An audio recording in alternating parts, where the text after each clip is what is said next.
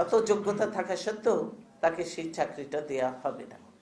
কিন্তু আওয়ামী লীগ হলে যোগ্যতা থাকুক না থাকুক, আওয়ামী লীগ এটাই তার বড় যোগ্যতা, সেই হিসাবে তাকে চাকরিটা দিয়ে দেওয়া হবে।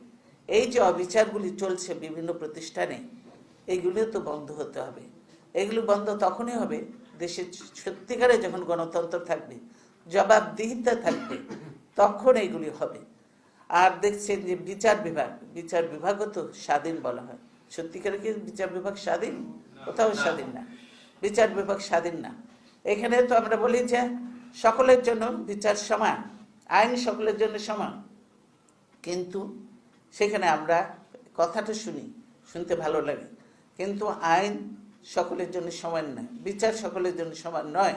আওয়ামী লীগ হলে একরকমের বিচার হয়, আর অন্য দল বা সাধারণ নাগরিক হলে তাদের জন্য বিচার অন্যরকম হয়।